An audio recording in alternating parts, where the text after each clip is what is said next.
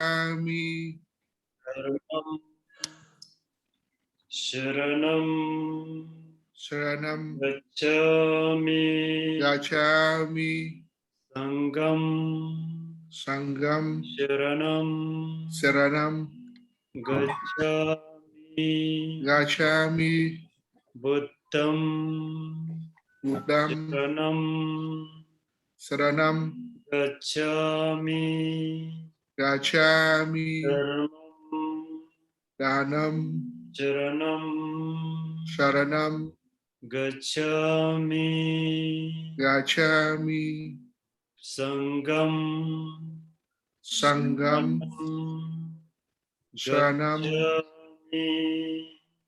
Gacchami Gacchami Buddham Sharanam Saranam Gacchami Gacchami Dhammam Saranam Sharanam Sharanam Gacchami Gacchami Sangam Sharanam Sharanam Gacchami Gacchami Mon tabge to je shaje rezo thoma jenge me to de ge ponjom ba serge limbo tabro je be go shaje ge be shabla cha che lo jeme chana to je je re se the deity yoga. We Yeah. are talking about deity yoga. Yeah. Deity is a being who has already completely removed all the negative thoughts, negative emotions, defilements, and free from suffering. That is the deity. Yoga is your uniting with the original fundamental reality. That is the meaning of deity yoga. So here, if you take Tara as your deity to practice, then you are doing deity yoga on Tara. If you are doing Konthe Ambotam, if you are taking Konthe Ambotat as your deity, then you are doing deity yoga on Konthe Ambotat. Deity yoga is general, okay? It's not an specific deity. So it can be applied to any kind of. Deity ở đây như buổi trước thì thầy đã giảng, deity ở đây có nghĩa là một vị bổn tôn. Một vị bổn tôn ở đây là một vị Phật hoặc là một vị Bồ Tát, là những người mà đã hoàn toàn thoát khỏi những cái khổ đau của luân hồi, hoàn toàn là thoát khỏi những cái nhiễm ô, cũng như là hoàn toàn không còn những cái cảm xúc tiêu cực nữa. Và đấy là một người mà đã hoàn toàn là thanh tích, không còn bị những cái nhiễm ô hoặc là những cái điều tiêu cực làm vấy bẩn nữa. Thế còn yoga là gì? Yoga tức là du già, thì chúng ta dịch ra là cái sự hội tụ hay là sự gắn kết với những cái hiện thực, với những cái sự thật, những cái sự thật. Thì đây thì yoga chúng ta dịch rằng là du già bổn tôn. Du già bổn tôn tức là chúng ta nương tựa vào một bổn tôn để nhận thức được cái sự thật, chân lý khách quan. Và ở đây thì nếu như mà chúng ta nương tựa vào bổn tôn Đức Tara, Đức Lục Độ Mẫu Tara, thì có nghĩa là chúng ta hành trì cầu nguyện đến thiền định đến Đức Bổn Tôn Tara. Còn nếu mà chúng ta cầu nguyện hành trì đến nương tựa vào Đức Quan Thế Âm Bồ Tát, thì chúng ta sẽ hành trì cầu nguyện và thiền định đến Đức Quán Thế Âm Bồ Tát. Thì trong những trường hợp này thì là Đức Lục Độ Mẫu Tara và Đức Quan Thế Âm Bồ Tát chính là các bổn tôn để chúng ta nương tựa vào. Và như vậy thì chúng ta phải hiểu rằng deity ở đây không phải là các vị thần linh thế gian, mà deity ở đây tức là các vị bổn tôn, các vị mà đã hoàn toàn là thoát khỏi những cái nhiễm ô của luân hồi, thoát khỏi những cái nhiễm ô, những cái tiêu cực, những cái bất tích của thế gian, cũng như là đã hoàn toàn thoát khỏi những cái khổ đau của thế gian. Và họ là các vị Phật, các vị Bồ Tát mà chúng ta nương tựa vào để đạt được giác ngộ, thì đó chính là các vị bổn tôn. Và đấy, cái pháp hành du già bổn tôn là một pháp hành nói chung, và trong cái pháp hành này thì chúng ta sẽ nương tựa vào các vị bổn tôn khác nhau. Đấy thì chúng ta có thể hiểu một cách đại cương về du già bổn tôn là như vậy. Khenpo là.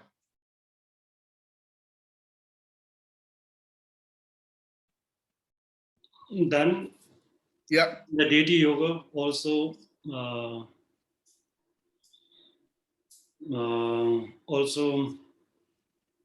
do you start? You always start with seeking refuge,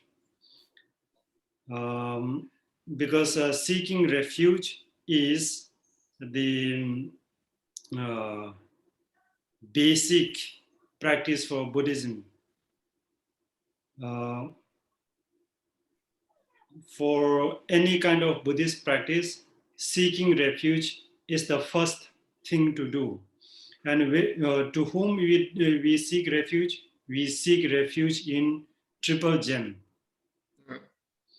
And seeking refuge is the fundamental criteria that differentiates Buddhism from other kinds of faith.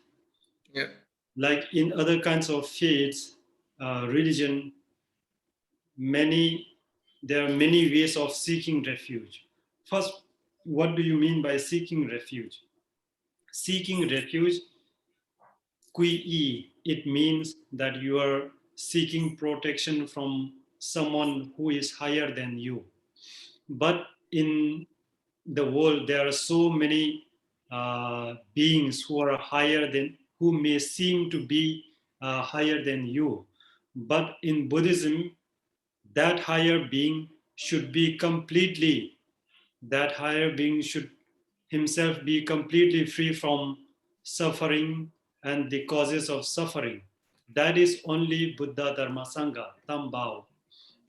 So, like in other faiths, that you seek refuge in holy gods, you seek refuge in mountain, you seek refuge in sun, all these natural things, seeking refuge in that natural things are not Buddhism. So in Buddhism, seeking refuge in Vậy thì cái câu hỏi đặt ra ở đây là gì? Là khi mà các bạn bắt đầu vào một cái nghi lễ Phật giáo thì bao giờ các bạn cũng phải tiến hành quy y Tam Bảo. Vậy thì các bạn quy y ai? Quy y đối tượng nào?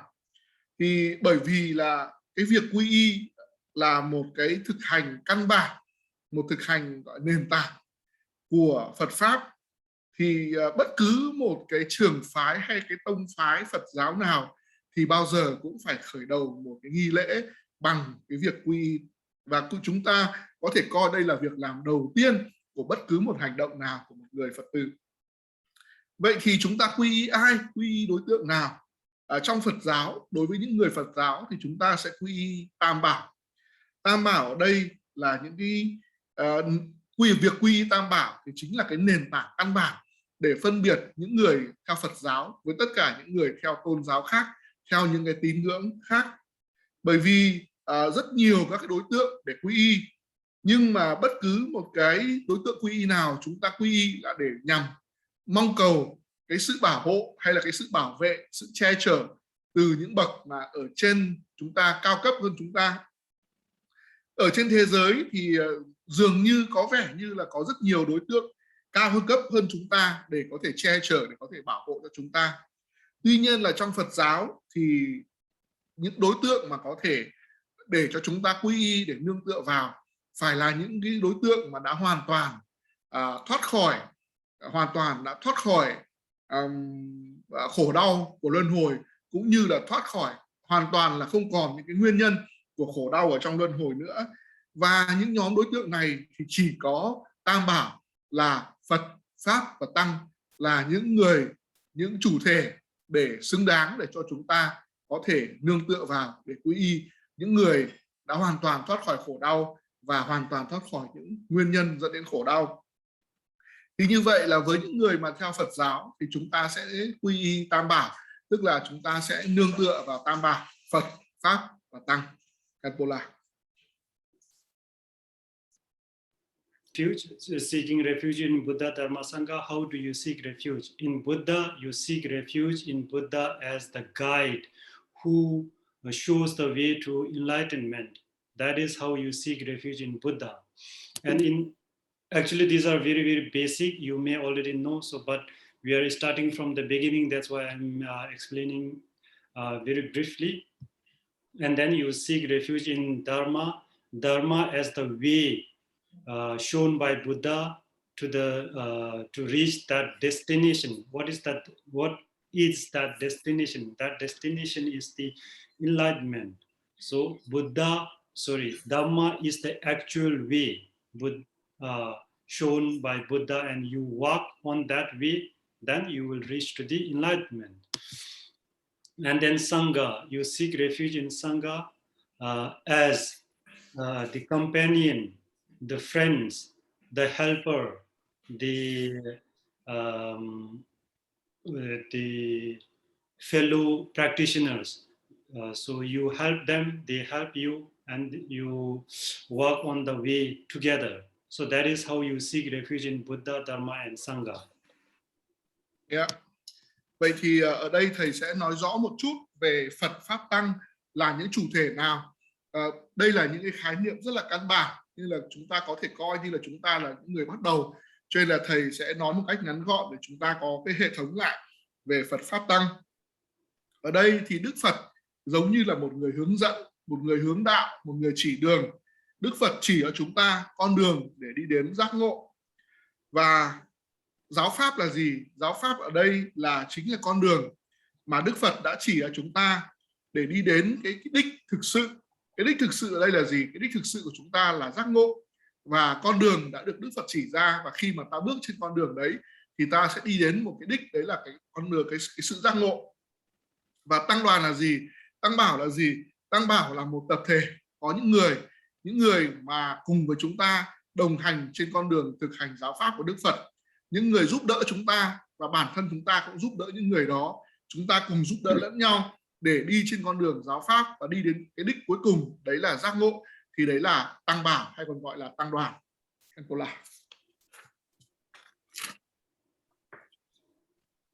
And then you seek refuge in the seeking refuge in Buddha, Dharma, Sangha is common to all the Buddhist schools, just like Theravada, Mahayana, Tingdo, Zen, Vajrayana, all we seek refuge in Buddha, Dharma, and Sangha.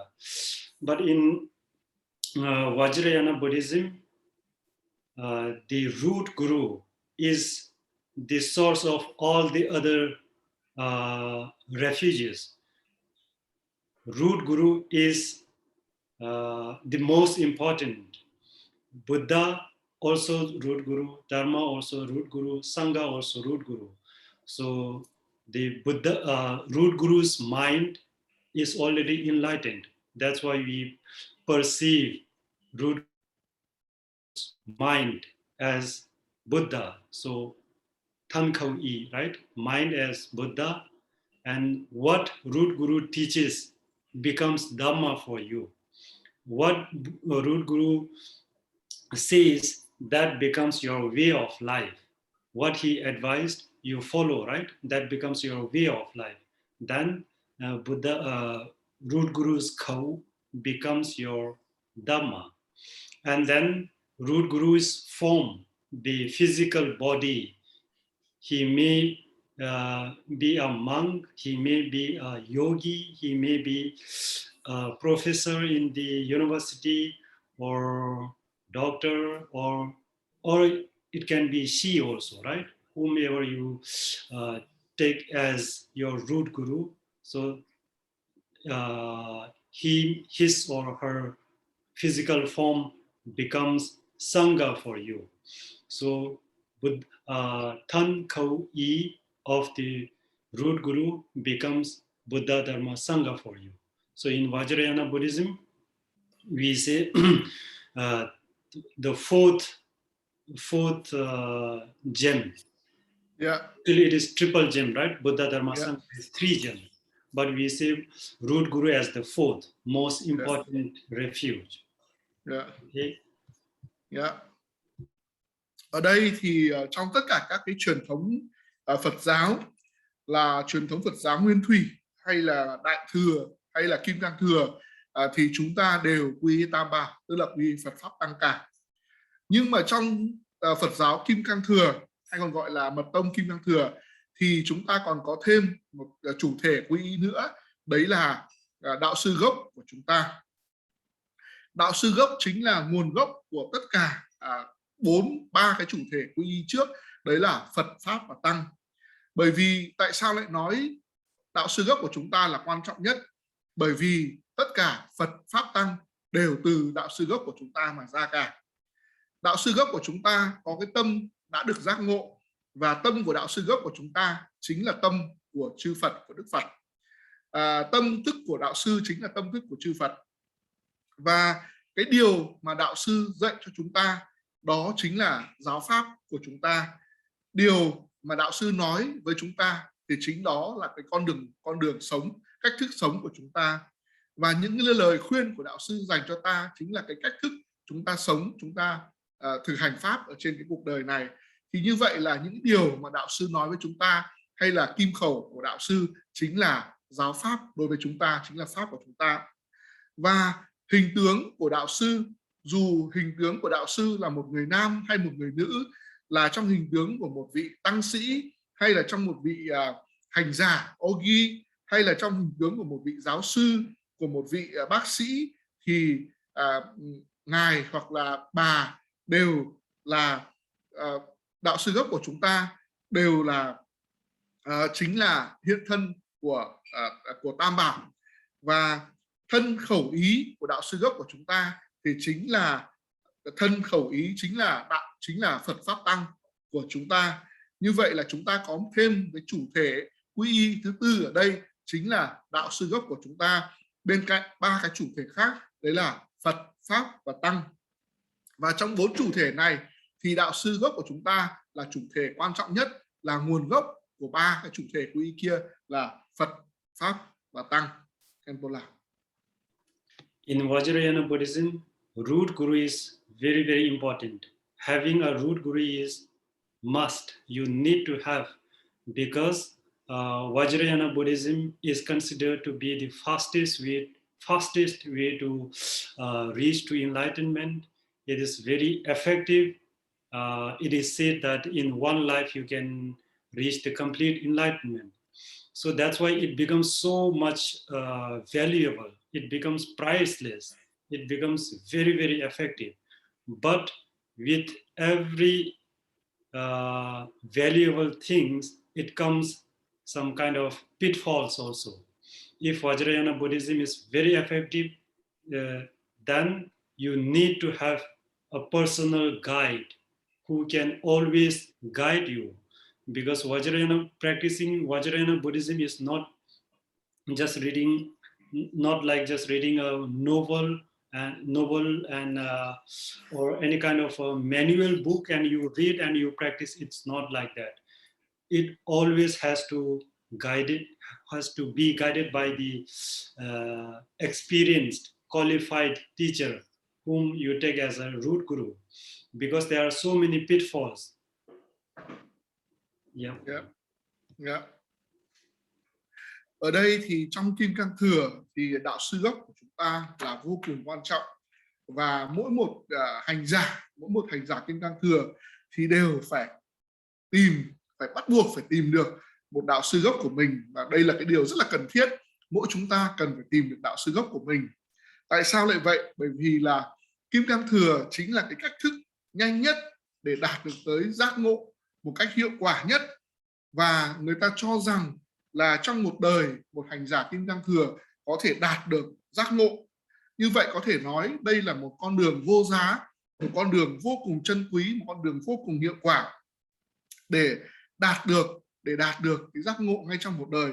Tuy nhiên là với một cái con đường, một cái cách thức hiệu quả như vậy thì nó tạo ra những cái động lực rất là mạnh mẽ, và vì nó là một cái phương tiện rất là hiệu quả và cũng tạo ra những cái nguồn lực rất là mạnh mẽ, cho nên là để mà có thể thực hiện được thì chúng ta cần phải có một vị hướng đạo, cần phải có một vị hướng dẫn một cách thường xuyên, và chúng ta luôn luôn cần phải có cái sự hướng dẫn này. Bởi vì tại sao? Bởi vì Kim Cang Thừa nó không giống như việc là chúng ta đọc một quyển tiểu thuyết, hay là chúng ta đọc một quyển sách hướng dẫn, đọc một quyển nghi quỹ đơn giản, mà vì nó là một phương tiện thiện xả, cho nên là nó cần phải được hướng dẫn bởi một vị đạo sư có nhiều kinh nghiệm và một vị đạo sư có đầy đủ các cái phẩm tính cần thiết.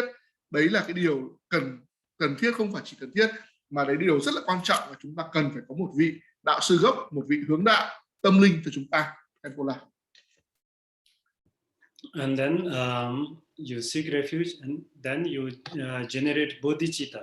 Generating bodhicitta is also very important, and it is common to Mahayana Buddhism, Tingdo, Zen Buddhism, and Vajrayana Buddhism as well. Because in Buddhism, everything is reflection of mind. So mind becomes very, very important. Everything depends on the mind. Good, bad, neutral, everything depends on mind. That's why, first and foremost, you need to make your mind very, very pure, very clear, very good intention. So according to Buddhism, the best intention one can ever have is bodhicitta, which is the altruistic mind that cares for others. The mind, you can say, selfless attitude, not selfish, okay?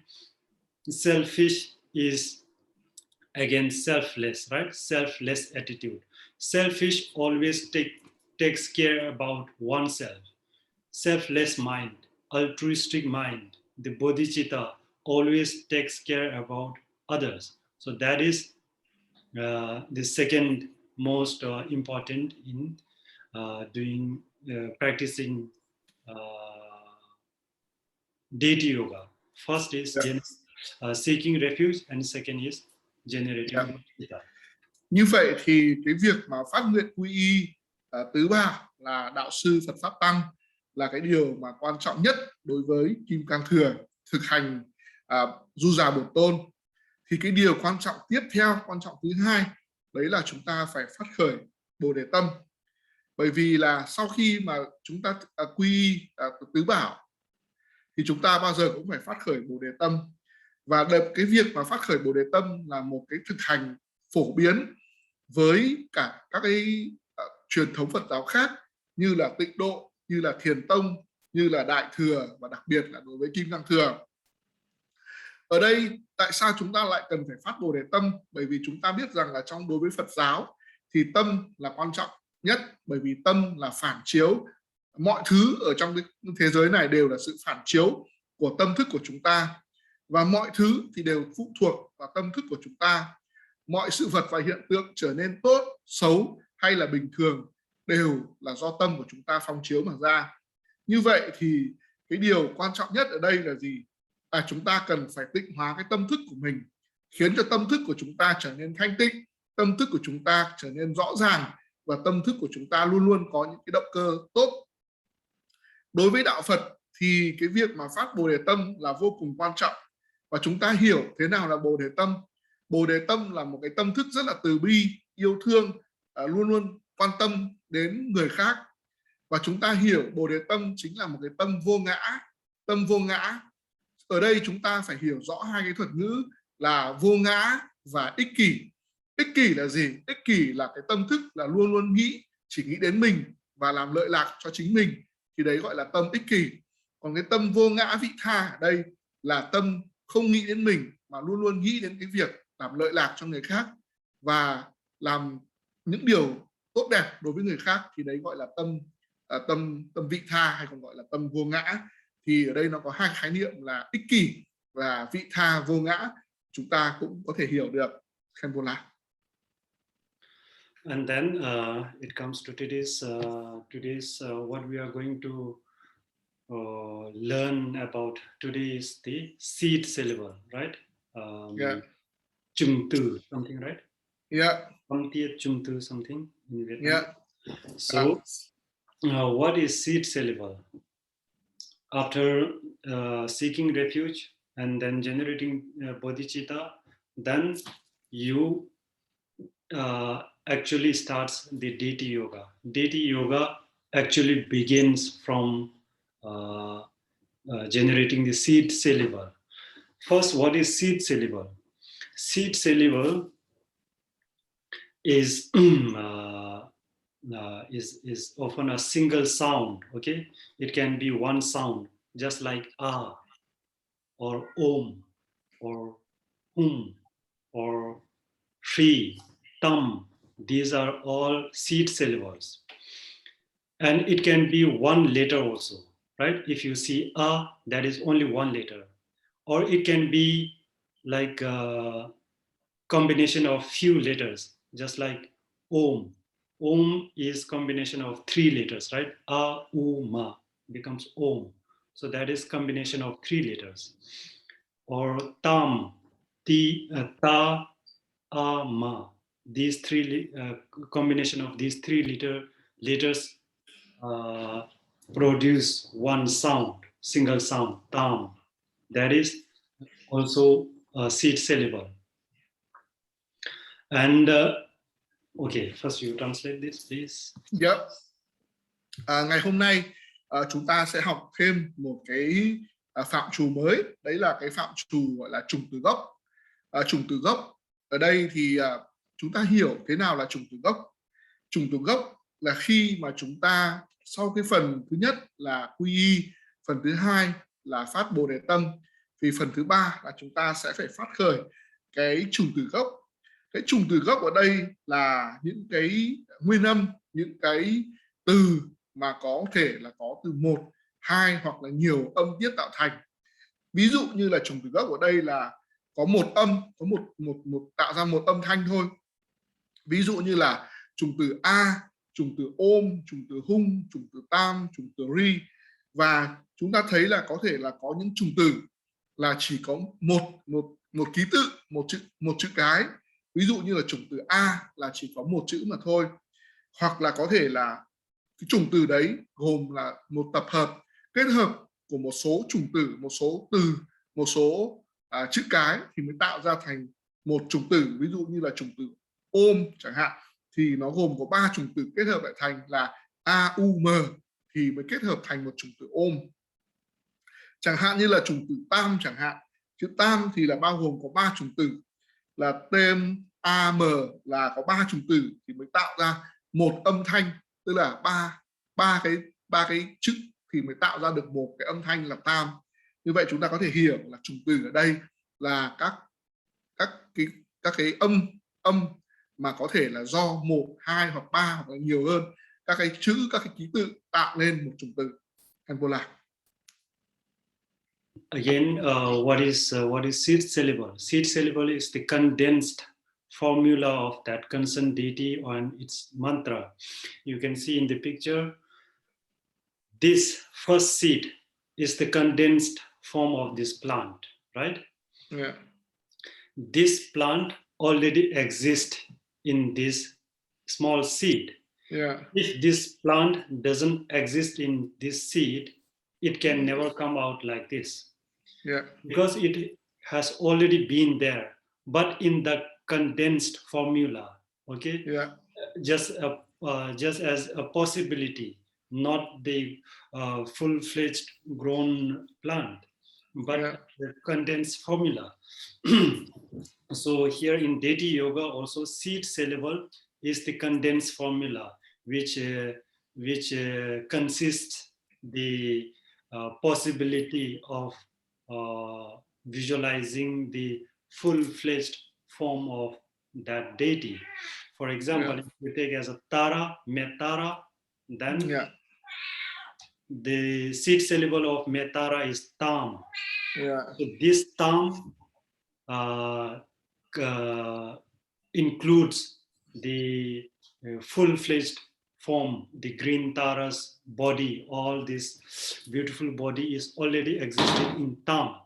And also the mantra of that concerned deity, just like the tam, it consists the om tare tu ture swaha. That mantra also already existed in that tam. So that is the very similar to how the seed of the plant forms.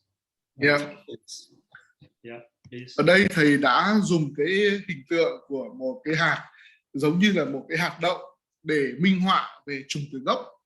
Ở đây thì chúng ta thấy rằng là cái hạt đầu tiên nó là cái hạt mà khi chưa hề có nảy mầm, thì bản thân cái hạt đấy nó đã chứa đựng ở trong hình tướng của nó đã chứa đựng một cách rất là chặt chẽ trong cái hạt đậu đấy, cái hình tướng của cái cây khi mà đã mọc lên đầy đủ, có thân, rễ, lá và kể cả hoa quả.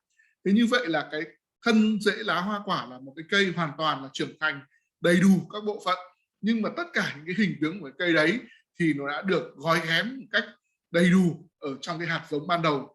Dù là cái hạt giống ban đầu nó không có hình tướng của cái cây, nhưng mà hình tướng của cái cây thì đã được gói ghém một cách kết tinh ở trong cái hạt giống ban đầu rồi.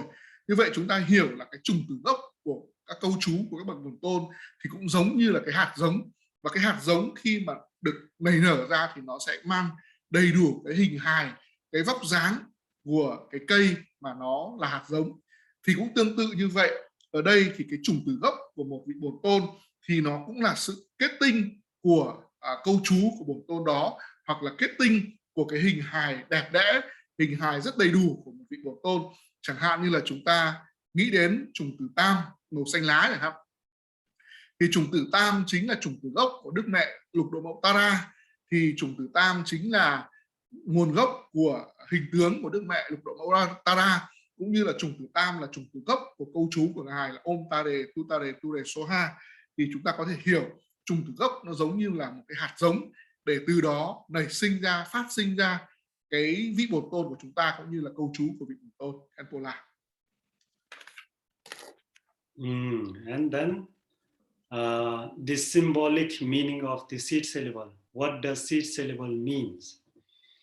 Seed syllable represents the consciousness entering the womb. Do you remember what did I say in the last class?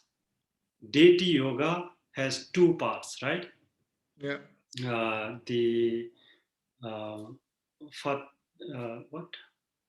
Phát khởi, sinh khởi.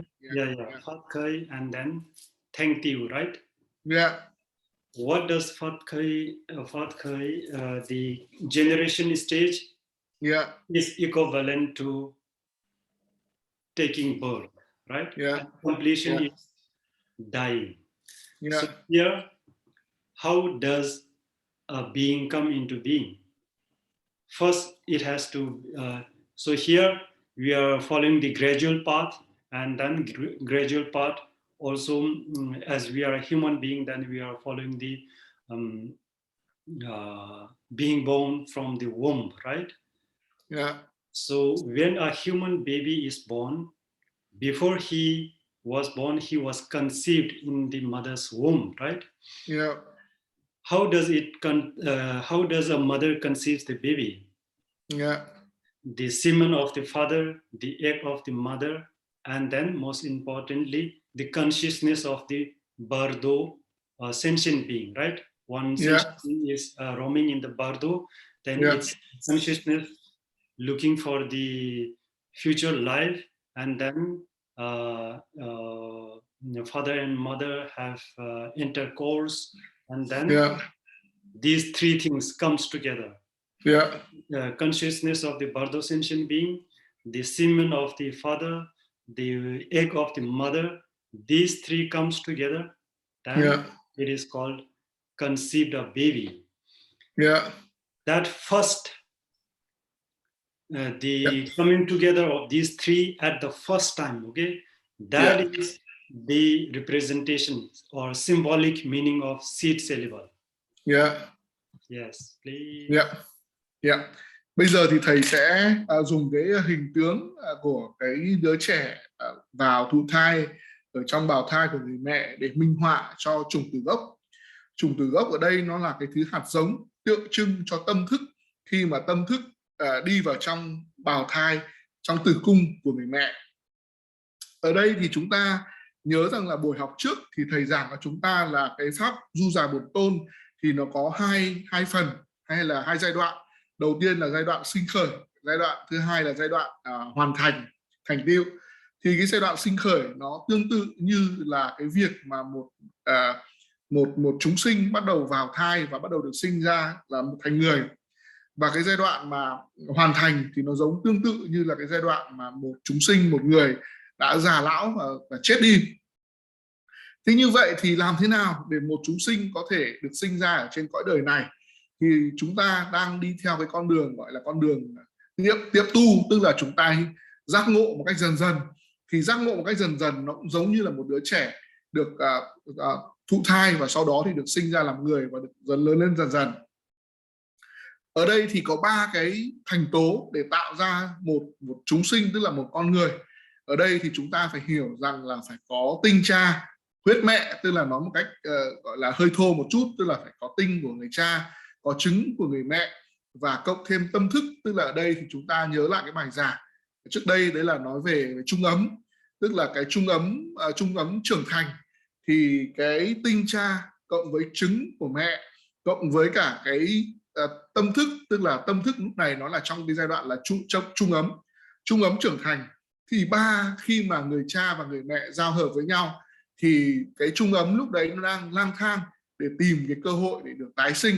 Thì tinh cha cộng huyết mẹ cộng với cả cái trung ấm tái sinh, trung ấm trở thành ấy, nó kết hợp với nhau. Thì 3 cái thứ này nó kết hợp với nhau trong cái bụng của người mẹ, tức là trong tử cung của người mẹ, thì nó sẽ tạo ra cái bào thai. Tức là khi đó chúng ta dùng cái thuật ngữ gọi là thụ thai. Thì cái khái niệm lúc này giống như là khi mà một cái sinh linh bắt đầu được thụ thai ở trong bụng của người mẹ, thì nó giống như là cái chủng tử gốc bắt đầu được hình thành. Khenpo lạc. Okay. And then benefit of the seed syllable. Seed syllable, we generate that seed syllable.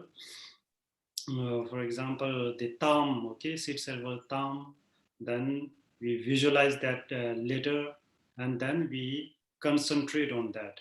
What is the benefit of that? When we are doing deity yoga, there are lots and lots of visualization, and there are many recitations. So first it starts with the visualizing seed syllable, right? So when it goes further, then you have lots and lots of visualization, just like the mandala of the deity, the pure land of the deity, the retinue of the deity. So you have to visualize so many things. Here, when you visualize the seed syllable, that is just one letter, right? Then if you give more time to this single letter, then it will make your concentration more focused. Okay, you will have stable concentration, which can prepare for the detailed visualization of the mandala and the form of the that deity and all. So that's why the benefit of the visualizing seed syllable is to prepare stable concentration. Okay. Vậy thì lợi ích của cái việc mà chúng ta quán tưởng, chúng ta hiểu về chủng tử gốc là gì? Cái lợi ích của việc quán tưởng chủng tử gốc đấy là giúp cho chúng ta khi mà bắt đầu chúng ta vào phần thực hành cái nội dung của pháp tu du già bổn tôn, thì nó chuẩn bị cho chúng ta một cái sự định tâm một cách ổn định, một cách bền vững, một cách lâu dài. Chẳng hạn như là lấy ví dụ về chủng tử tam của Đức ở lục độ Mậu Tara chẳng hạn, thì khi mà chúng ta quán tưởng, điều đầu tiên là chúng ta quán tưởng cái chủng tử tam này, thì sau đó thì chúng ta sẽ phải quán tưởng đến Mạn Đà La của Bổn Tôn, rồi chúng ta phải quán tưởng đến cái cõi cực lạc, cõi tịnh độ của Bổn Tôn. Sau đó thì chúng ta sẽ phải quán tưởng đến đoàn tùy tùng của Bổn Tôn, tức là những người mà đi theo Bổn Tôn đó. Và như vậy thì chúng ta sẽ phải quán tưởng rất nhiều thứ sau khi mà chúng ta bắt đầu quán tưởng chủng tử gốc của Bổn Tôn. Ví dụ như chúng ta có thể quán tưởng một chủng tử bao gồm là một chữ cái thôi chẳng hạn, thì khi mà lúc đầu chúng ta quán tưởng đến một chữ cái, thì chúng ta càng quán tưởng đến một chữ cái đó thì chúng ta càng có được sự tập trung cao độ hơn. Và khi mà chúng ta có được sự tập trung cao độ hơn thì chúng ta bắt đầu quán tưởng đến Mạn Đà La, tức là cung điện, gọi là nơi trú ngụ của Bổn Tôn. Sau đó thì chúng ta sẽ quán tưởng đến hình tướng của bổn tôn và những cái đoàn tùy tùng của bổn tôn. Như vậy là cái lợi ích của việc chúng ta hiểu rõ về chủng tử gốc cũng như là quán tưởng chủng tử gốc, đấy là chúng ta sẽ chuẩn bị một cái tâm thức rất là an lạc, một cái tâm thức rất là tập trung, một cái tâm rất là định để chúng ta tiến hành các cái bước quán tưởng tiếp theo. Khenpo là. Okay, and then the function of seed syllable. The function of seed syllable is also as just like I said, that it is because it when you visualize further, then you have to visualize all these the big mansions, the mandala of the deity, the mansion of the deity, the retinue, lots and lots of retinue of the deity. All these just comes or are projected from the small seed syllable, one letter seed syllable, right? One sound seed, single sound seed syllable. So it also functions just like the seed of the tree. When the seed of the tree is put in the soil and given the required care, then it produces a big tree, right? So why it produces, that shows the cause and effect system, cause and effect procedure. Here also same thing, all this detailed visualization just comes from this single sound. So that is a representation of cause and effect system. Okay. Khenpo là. Ở đây thì chúng ta sẽ tiếp tục tìm hiểu cái chức năng của cái chủng tử gốc ở đây là gì. Ở đây chúng ta hiểu rằng là khi mà trong cái pháp tu du giả bổn tôn thì chúng ta sẽ cần phải quán tưởng đầu tiên là từ chủng tử gốc, sau đó đến thân tướng của Đức Bổn Tôn, rồi Mạn Đà La tức là cung điện của Bổn Tôn, giống như là một cái ngôi nhà của Bổn Tôn nơi mà Bổn Tôn cư ngụ ở đó, rồi đến cái đoàn tùy tùng của Bổn Tôn và rất nhiều cái thứ khác. Tất cả những cái thứ mà chúng ta quán tưởng sau đó thì trên thực tế là nó đều xuất phát từ chủng tử gốc, tức là từ cái hạt giống đầu tiên. Chúng ta hãy tưởng tượng rằng là cái hạt giống, nếu như mà một hạt giống mà được gieo vào trong một mảnh đất và với đầy đủ những cái sự chăm sóc cần thiết và với đầy đủ những cái nhân duyên đầy đủ thì cái hạt giống đấy nó sẽ nảy mầm,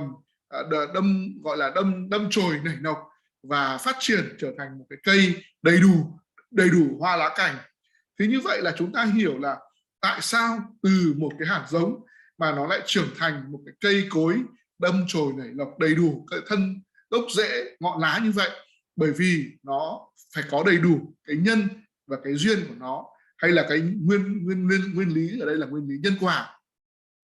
Khi mà chúng ta gieo cái hạt giống xuống, nó hội đầy đủ cái nhân, cái duyên của nó, giống như là ánh nắng mặt trời, rồi nước, rồi là khí, vân vân, thì cái hạt giống ấy lên nảy mầm thành cây. Như vậy là nó phải trải qua một cái quy trình với đầy đủ các nhân duyên như vậy thì từ cái hạt giống nó trưởng thành một cái cây. Chúng ta cũng quay trở lại với hạt giống chủng tử gốc, thì chủng tử gốc nó cũng chính là cái gọi là một cái sự, khi mà chúng ta hiểu về chủng tử gốc thì chúng ta hiểu nó giống như là một khái niệm nguyên nhân nhân quả để nó phóng chiếu ra trở thành một cái hình tướng đầy đủ của một vị Bổn Tôn, cũng như là vị Bổn Tôn đấy có đầy đủ Mạn Đà La, có cung điện và có đoàn tùy tùng của mình.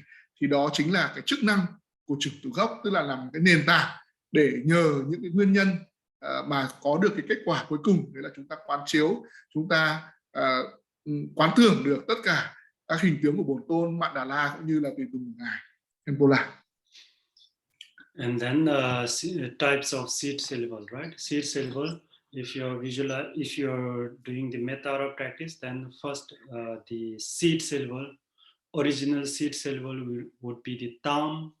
Then after visualizing more, then there are many different kinds of visual seed syllables. For example, Om Ahum is very, very common to all the deity yoga practice. That is the seed syllable of enlightened body, enlightened speech, and enlightened mind. Also, when you go further, then there are many seed syllables that you have to visualize on the shoulder, in the stomach, on the knees, like this. Many different kind of seed syllables. Okay. Yeah. Khi mà chúng ta đã hiểu về chủng từ gốc rồi thì bây giờ chúng ta tìm hiểu sang là những cái hình thức, những cái loại chủng từ gốc. Chủng từ gốc thì không phải là chỉ sử dụng ở lúc bắt đầu của quy trình quán tưởng, mà sau khi mà chúng ta đã tạo ra một cái hình thức đầy đủ của vị bổn tôn thì từ cái chủng từ gốc đấy chúng ta lại còn phải quán tưởng rất nhiều chủng từ khác. Chẳng hạn như là chúng ta hay quán tưởng 3 cái chủng từ Om, A, Hum ở luân xa trán, cổ họng rồi tim của bổn tôn. Thì đây là khi mà chúng ta quán tưởng Om, A, Hum thì nó là rất là phổ biến trong phần lớn các cái pháp hành về bổn tôn du già bổn tôn.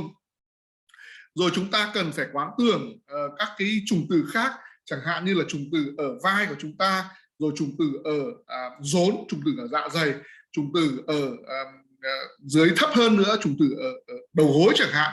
Thì như vậy là ví dụ chẳng hạn như 3 cái chủng từ Om, A, Hum là nó tượng trưng cho 3 cái gọi là thân, 3 cái kim cương là thân, khẩu, ý, giác ngộ của bổn tôn. Thì trong quá trình mà chúng ta quán tưởng thì chúng ta sẽ phải tiếp tục phát triển và quán tưởng rất nhiều các chủng từ khác nhau có liên quan đến từng cái phần của bổn tôn. Khenpo lại. Okay, now let's do some practicals. Bây giờ thì chúng ta sẽ thực hành một chút.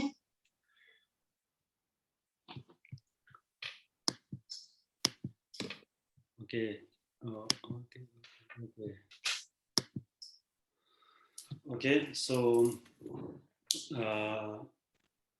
we just knew what is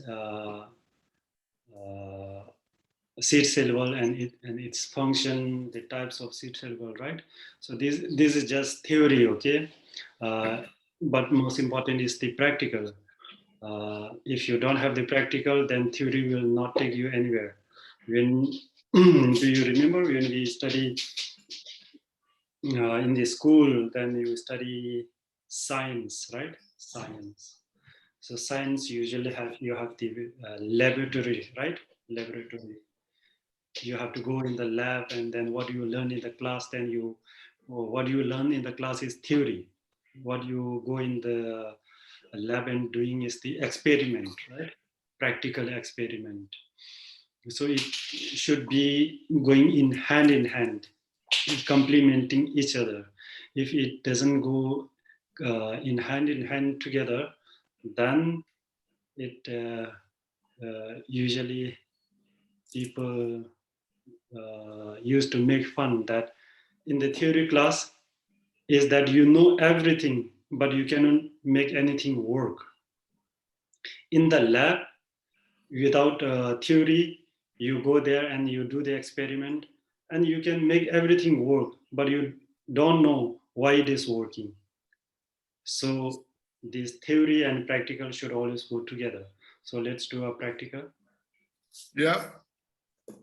Như vậy là vừa xong thì quý vị cũng đã học thêm được một chút gọi là lý thuyết, lý luận. Nhưng mà chúng ta mới chỉ dừng lại ở phần lý thuyết thôi, chứ chúng ta chưa có phần thực hành. Nhưng mà nếu mà chỉ có lý thuyết mà không có thực hành thì chúng ta sẽ không đi đến đâu và không đạt được cái gì cả. Ở trường học thì quý vị học rất là nhiều môn khoa học khác nhau, và quý vị ngoài lớp học thì quý vị còn có phòng thí nghiệm, phòng lab. Sau khi mà quý vị học lý thuyết ở trong lớp học rồi thì quý vị sẽ đến phòng lab để mà quý vị ứng dụng những cái lý thuyết đã học vào trong thực hành thực tế. Và cái việc mà học lý thuyết và việc thực hành là nó luôn nó phải song hành với nhau, đi cùng với nhau và nó bổ trợ cho nhau, không thể thiếu được cái này hoặc cái kia. Nếu như mà chúng ta chỉ có lý thuyết không ấy, thì chúng ta hay nói đùa rằng là chúng ta biết tất cả mọi thứ nhưng mà chúng ta không thể làm cái gì được cả. Nhưng mà ngược lại, nếu như mà chúng ta không biết lý thuyết mà chúng ta vào trong phòng thí nghiệm thì chúng ta có thể làm mọi thứ, nhưng mà chúng ta không thể hiểu được vì sao nó lại diễn ra như vậy, vì sao nó lại vận hành như vậy. Thì như vậy, đấy là lý do vì sao mà chúng ta không thể thiếu lý thuyết hay thực hành được, mà cần phải có cả lý thuyết và thực hành. Everybody sit in meditation posture. Tất cả mọi người hãy cùng ngồi ở trong tư thế thiền định. If you can sit in this kind of Vajra asana, left leg inside, right leg outside of the, like this. Quý vị có thể là ngồi ở tư thế thiền định, tức là ngồi ở tư thế kim cương kiết già. Nếu như quý vị có thể ngồi ở tư thế này, tức là chân trái thì ở bên trong và chân phải thì ở bên ngoài, tức là chân phải đè lên chân trái, thì đây gọi là tư thế kim cương kiết già. Hand, hai tay của quý vị, left hand here, tay trái and then đặt xuống, right hand above the, và tay phải đặt lên trên tay trái. backbone Lưng, very straight, lưng thì thẳng.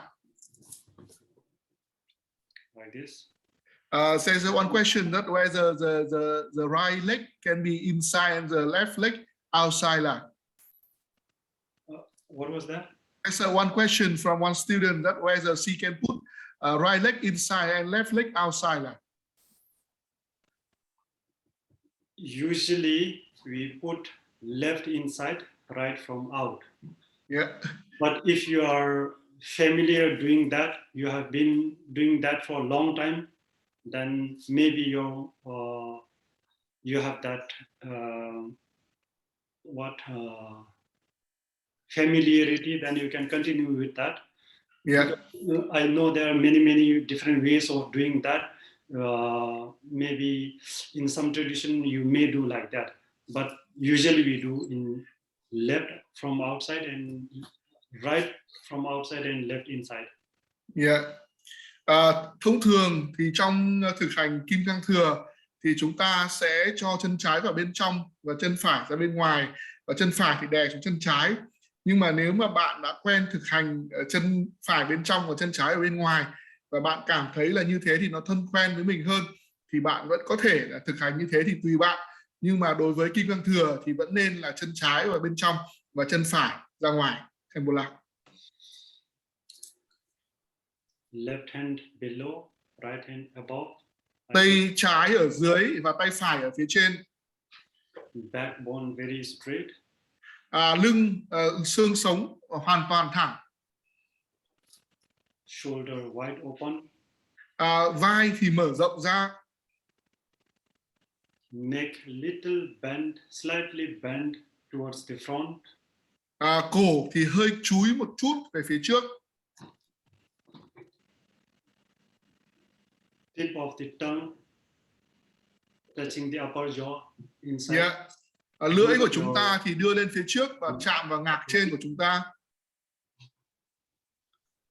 And then eyes closed. Và mắt của chúng ta, hai mí mắt thì nhắm lại. I must tell you that if you are above 50 years old, then you don't need to take care of this so much. Okay, more than 50 years old, anybody, you don't do it very strictly because it will harm your body. Yeah. Thầy phải nhắc quý vị rằng là nếu như mà quý vị trên 50 tuổi thì quý vị đừng quá bận tâm với cái tư thế ngồi, bởi vì là nếu mà quý vị ngồi khó khăn quá thì nó sẽ gây tổn thương, gây tổn hại cho cơ thể quý vị. Cho nên là quý vị có thể ngồi thế nào cho nó thoải mái là được. You can make just the backbone very straight, that is fine. Cái điều cần nhất là chúng ta phải giữ cho xương sống, tức là sống lưng của chúng ta thẳng, thì đấy là điều rất là tốt. But that is only exception for the people who are above 50 years old. Okay, below that you have to train. If you don't train now, when are you going to train? When you become more than 50, then again I will say you have exception, right? Nhưng mà thầy nói như thế, những cái ngoại lệ như vậy là chỉ dành riêng cho những bác nào mà trên 50 tuổi thôi. Còn những anh chị em nào mà dưới 50 tuổi thì chúng ta phải cố gắng là thực hành ngồi kiết già. Bởi vì nếu như bây giờ chúng ta còn trẻ mà chúng ta không cố gắng thực hành thì đến sau 50 tuổi thì chúng ta ngồi thế nào như vậy thì đành lại phải áp dụng cái gọi là ngoại lệ cho các bạn trên 50 tuổi thôi. Okay, and actually if you train at the beginning, obviously there will be some pain and some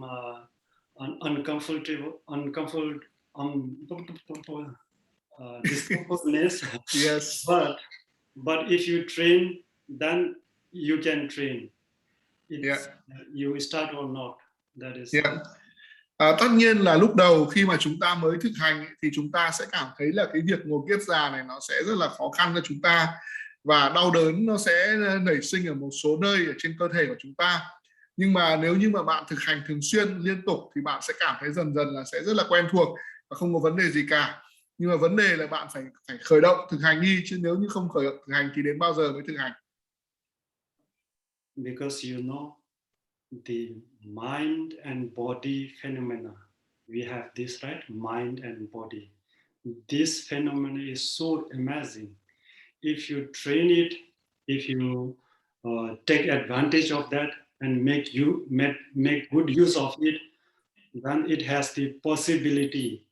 This mind, very mind body phenomena will take you to the complete enlightenment.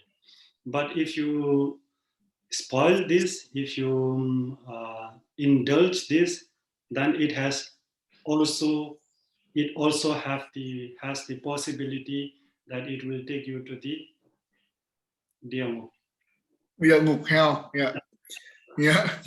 Chúng ta cần phải hiểu rằng là thân và tâm của chúng ta là hai cái hiện tượng rất là kỳ lạ, kỳ diệu. Thân và tâm của chúng ta khi mà kết hợp lại và chúng ta gọi là rèn luyện thân và tâm của chúng ta, thì thân và tâm của chúng ta có thể là dẫn chúng ta đi đến giác ngộ hoàn toàn. Nhưng ngược lại, nếu như mà chúng ta không rèn luyện thân và tâm của mình mà chúng ta buông bỏ nó, chúng ta buông mặc kệ nó, chúng ta gọi là nuông chiều nó, chúng ta làm hỏng nó, thì đương nhiên là thân và tâm của chúng ta nó sẽ dẫn chúng ta đi đến địa ngục.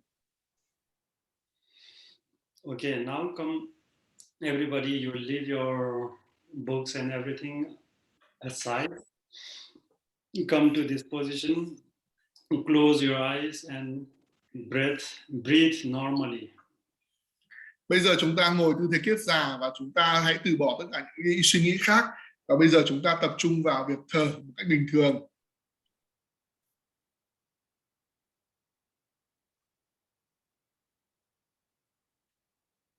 Just feel yourself. Và chúng ta tự cảm nhận với bản thân mình.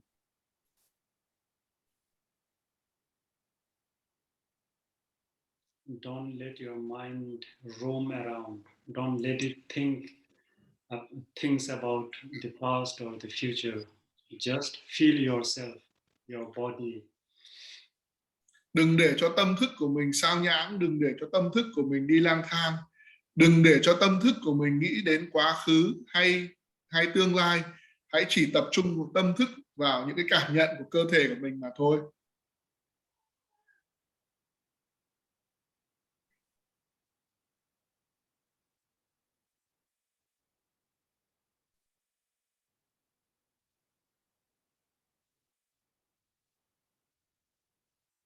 Observe your breath. Hãy quan sát cái hơi thở của mình. The natural breath coming Quan in, sát, going out. Just be aware of that. Hãy ý thức được về cái hơi thở vào, cái hơi thở ra của mình. Hãy nhận thức được cái hơi thở vào và hơi thở ra của mình.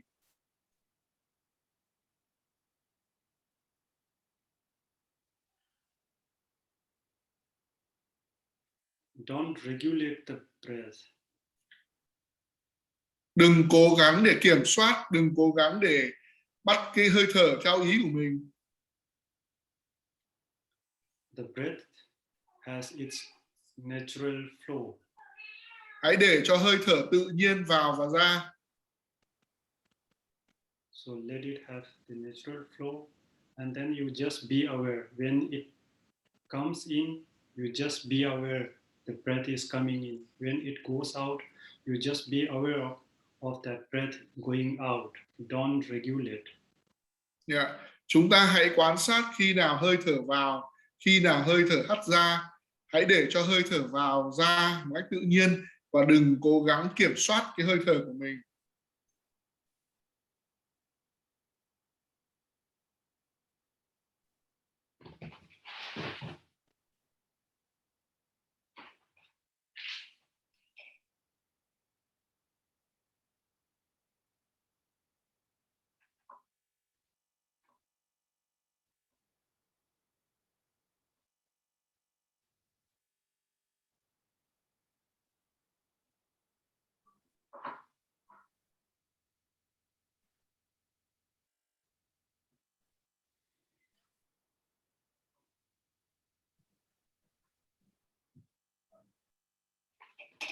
Now think that everything is pure. Everything is emptiness. Bây giờ chúng ta hãy suy nghĩ rằng là tất cả mọi thứ đều rất là thanh tịnh. Tất cả mọi thứ đều là trống không, đều là tánh không.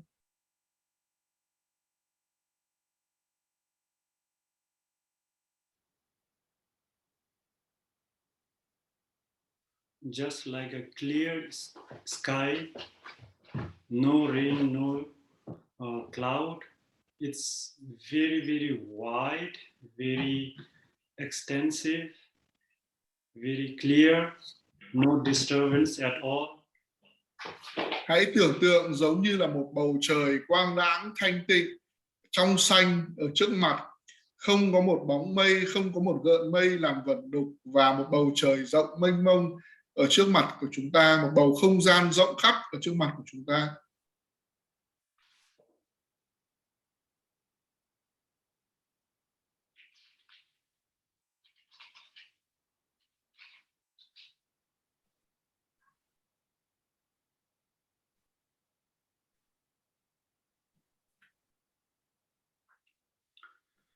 From this pure emptiness, in front, từ cái không gian trống không thanh tịnh đó, above you, but in front of you, not exactly on top of your head, but from your eyes 90 degrees, just around 1.5 meters above you, like this, in 90 degrees from your eyes. Hãy quán chiếu ở phía trước mặt của mình 90 độ so với mắt của mình, về phía trên khoảng cách khoảng độ 1,5 mét. You visualize a white lotus flower, a size of a wheel of a car. Chúng ta hãy quán tưởng một bông hoa sen màu trắng, một cái hình tướng giống như là một cái bánh xe.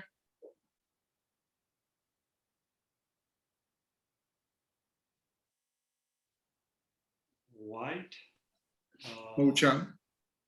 Lotus with lots of petals, but don't visualize too big. Okay, you can visualize a size of your SUV car. SUV cars wheel. Chúng ta hãy quán tưởng là có một bông hoa sen màu trắng và có rất là nhiều cánh, và có một cái bánh xe giống như là cái bánh xe ô tô ở súp của mình.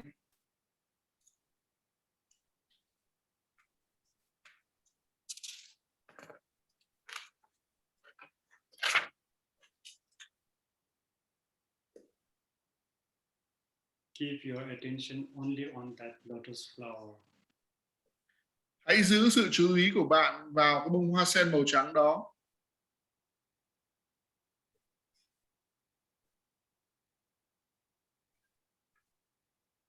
Make the lotus flower round in shape, very circular, beautiful. Hãy quán tưởng một bông hoa sen rất là tròn, rất là đẹp.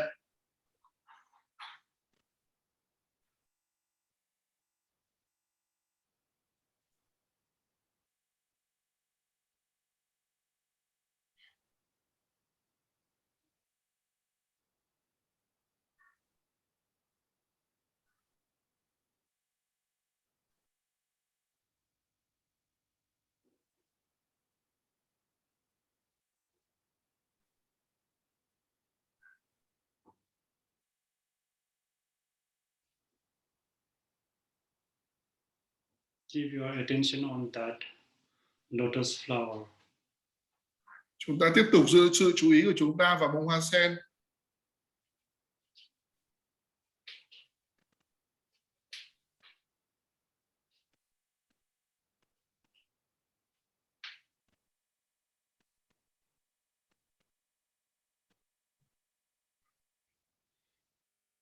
Now visualize a moon disk, full moon disk. Bây giờ chúng ta quán tưởng một cái đĩa mặt trăng đầy đủ trọn vẹn. Not standing but lying flat on the lotus flower. Cái hình tượng mặt trăng đó nằm ở trên cái bông hoa sen màu trắng.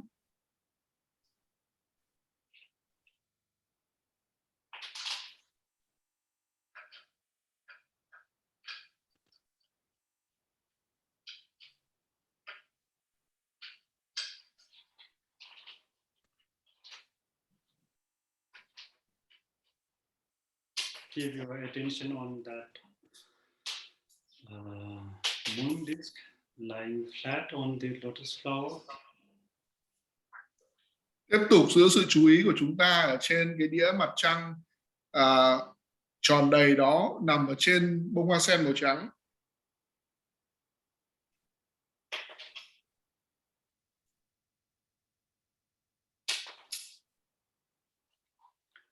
Visualize as clear as possible because the lotus flower is also white and the moon also white, so it produces lots of clear rays, so it becomes all over the world, it becomes very clear. Chúng ta hãy cố gắng quán tưởng một cách rất là rõ ràng bông hoa sen màu trắng, và trên bông hoa sen màu trắng đó là cái đĩa mặt trăng màu trắng, và chúng ta hãy quán tưởng tất cả mọi thứ đều rất rõ ràng.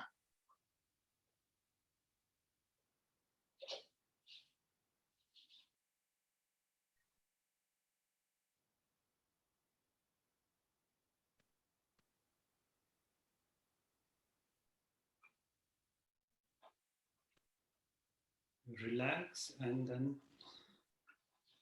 observe the two things, lotus flower and the moon disk. Chúng ta hãy thư giãn và chúng ta hãy quan sát hai cái thứ, đấy là bông hoa sen màu trắng và đĩa mặt trăng.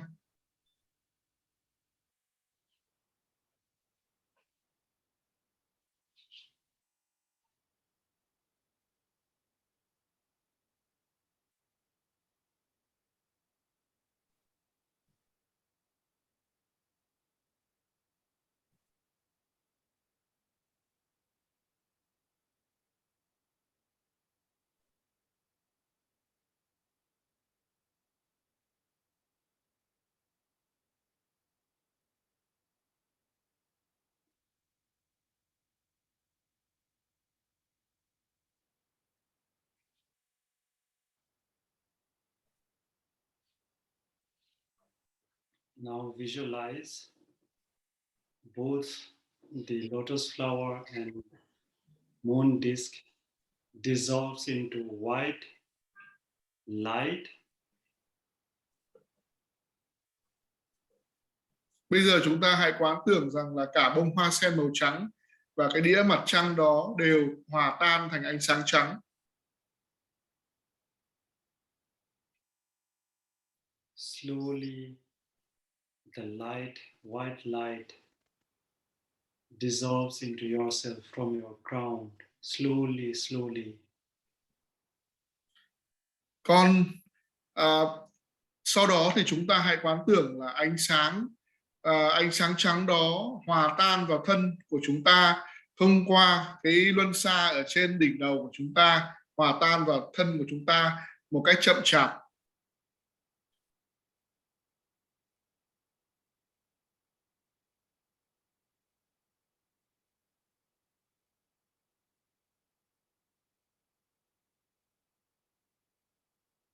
Feel yourself, your mind very clear, very bright, very relaxed. Chúng ta hãy cảm nhận cái tâm thức của mình. Tâm thức của chúng ta thì rất là trong sáng, rất là thanh tịnh và rất là thư giãn.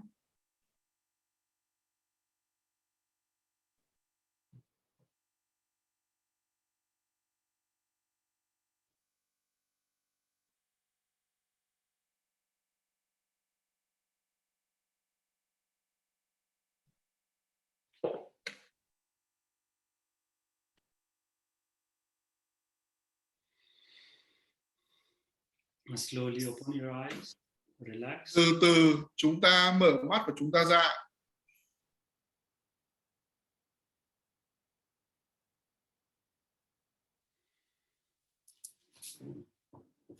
Okay, relax yourself. And, chúng ta hãy thư giãn lại. Yeah. When you do meditation like this, you don't make your mind so narrow, right? Oh, I'm distracting, not like that. If you do like this, then you are going to distract more. You will just become relaxed. As soon as you know that you are distracted, bring your mind back and keep on what you are doing on. Khi mà chúng ta thiền định ấy, thì chúng ta đừng ép thân của chúng ta, đừng ép tâm của chúng ta một cách thái quá. Bởi vì chúng ta cố gắng gò ép tâm của mình thì chúng ta lại gò ép bao nhiêu thì chúng ta dễ bị sao nhãng bấy nhiêu. Khi mà chúng ta thiền, chúng ta thư thái, chúng ta thư giãn, thì ngay khi mà chúng ta phát hiện là tâm thức của mình đã bị sao nhãng thì ngay lập tức là chúng ta gọi tâm của chúng ta quay trở lại với cái chủ thể mà chúng ta đang tập trung vào thiền định. Again, look at my screen, please. Hãy nhìn vào màn hình của thầy ạ. Now we are going to visualize this, okay? You see in the blue sky, very clear sky, then you have, this is the lotus flower. Above that is the moon disk lying flat. Quý vị hãy nhìn vào màn hình của thầy ạ. Trên màn hình của thầy là có cái bông hoa sen màu trắng, tròn đầy và rất là nhiều cánh. Và trên cái bông hoa sen đấy thì có đĩa mặt trăng tròn nằm ở trên đài sen ạ. And then above this is the seed syllable free. Water free. Free, Free.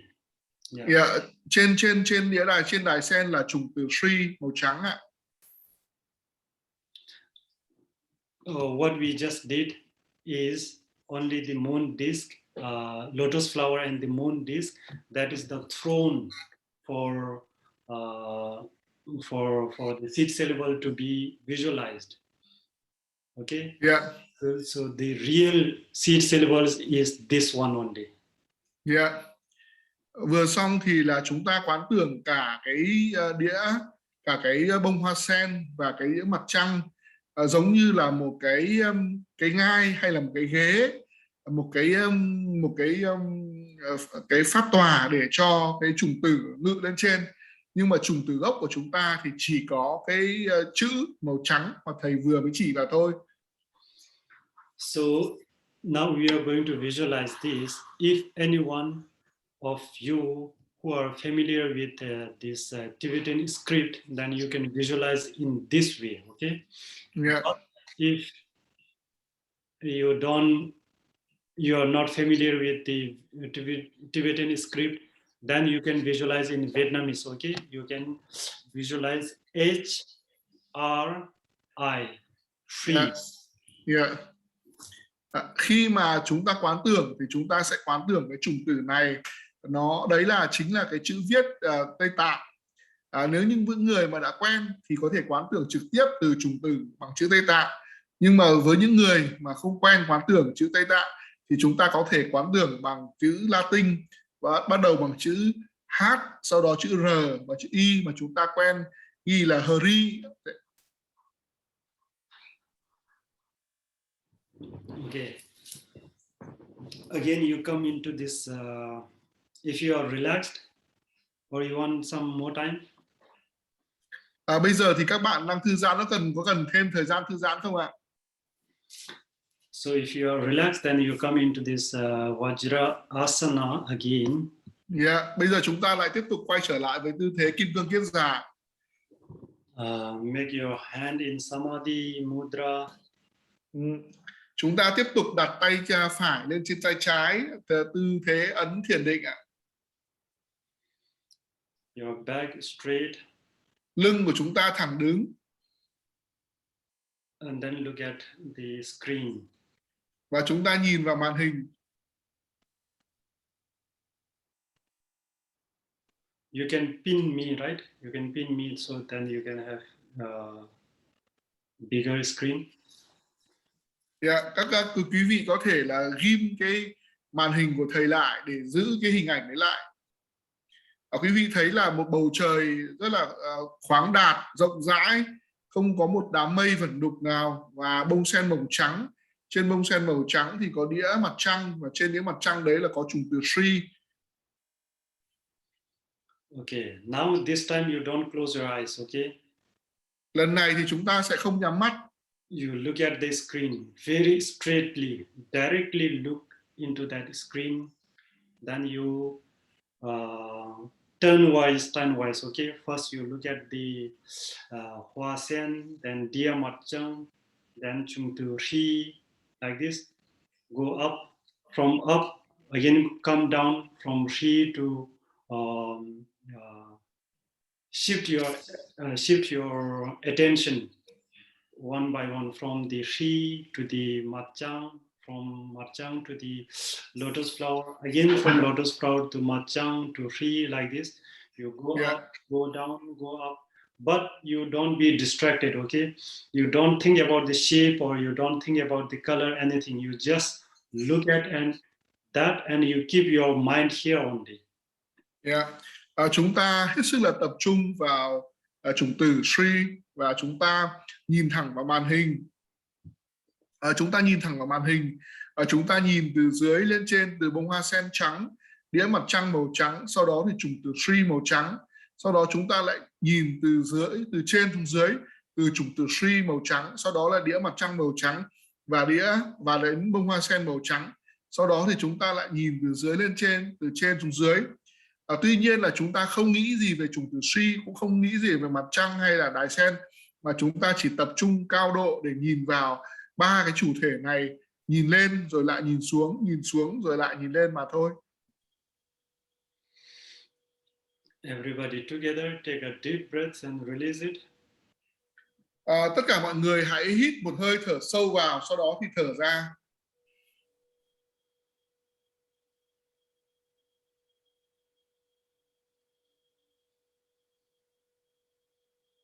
Look at the lotus flower. Hãy nhìn vào bông hoa sen. Keep your attention on only the lotus flower. Hãy giữ sự chú ý của mình vào bông hoa sen mà thôi.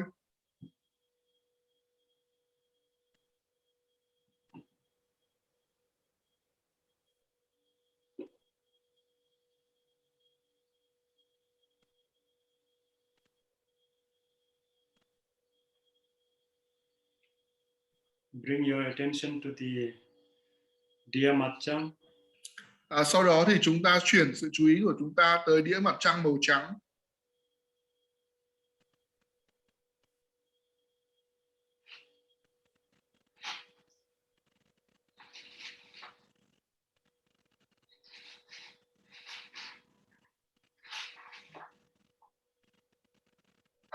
Look at the free, only free. Hãy nhìn vào trùng từ free, chỉ trùng từ free mà thôi.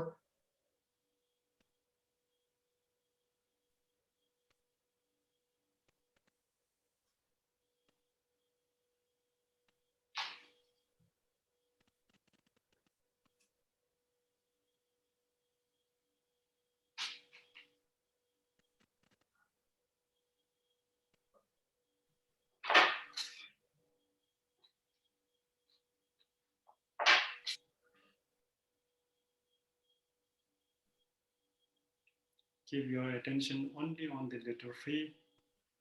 Hãy chỉ tập trung sự chú ý của mình vào trùng từ free mà thôi.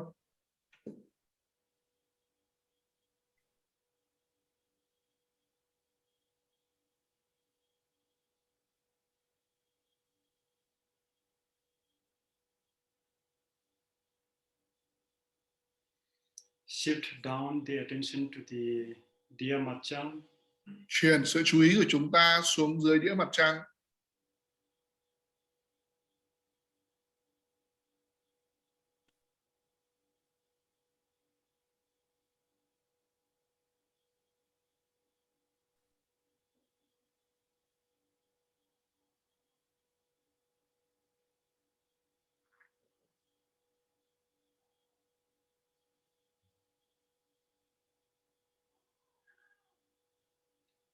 Shift down your attention to the lotus flower. Chuyển sự chú ý của chúng ta xuống bông hoa sen màu trắng.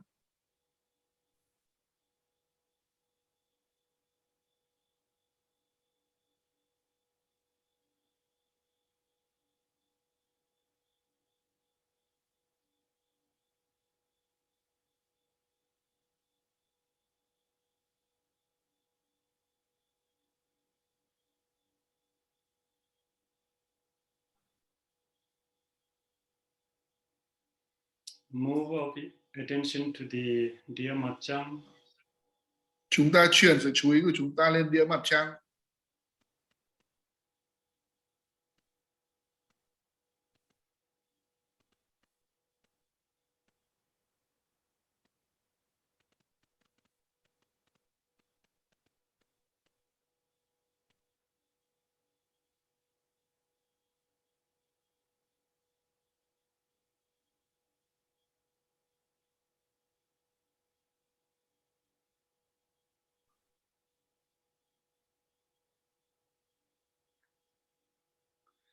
Move up to the trùng từ Ri.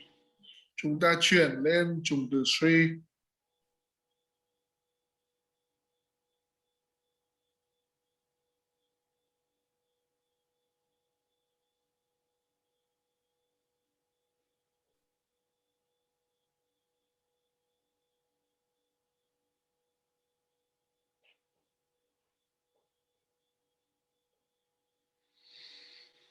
Now look in total, all three of them together. Bây giờ thì chúng ta nhìn tổng thể và ba chủ thể cùng nhau.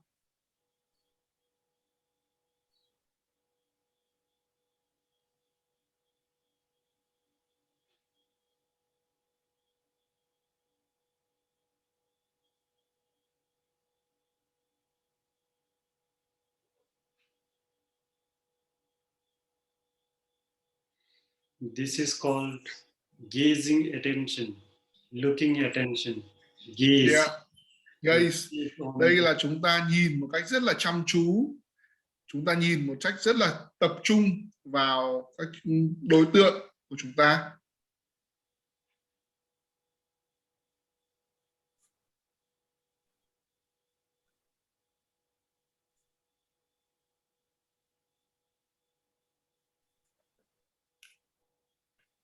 Now slowly close your eyes. Bây giờ từ từ nhắm mắt lại.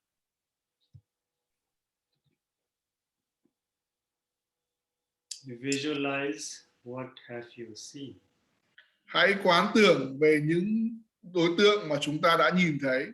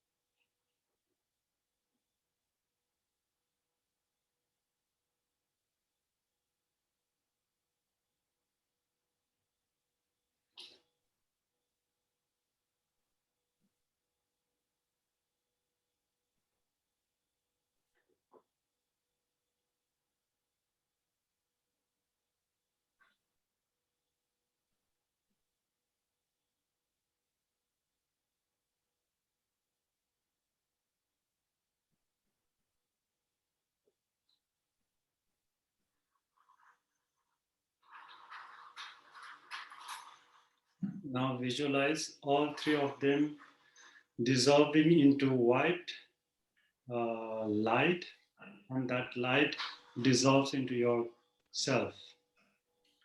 Bây giờ chúng ta hãy quán tưởng rằng cả ba chủ thể đó đều tan hòa thành ánh sáng màu trắng, và ánh sáng màu trắng đó sẽ tan hòa vào thân của chúng ta.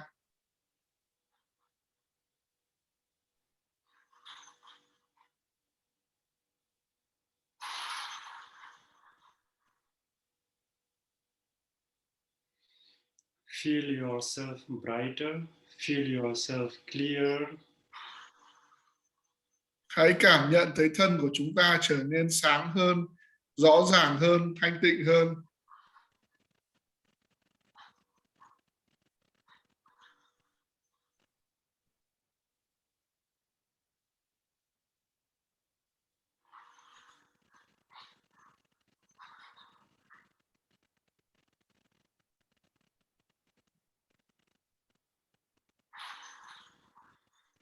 Take a deep breath and release, and then relax. Chúng ta hãy hít một hơi thở thật sâu vào, sau đó thở ra, và sau đó thì thư giãn.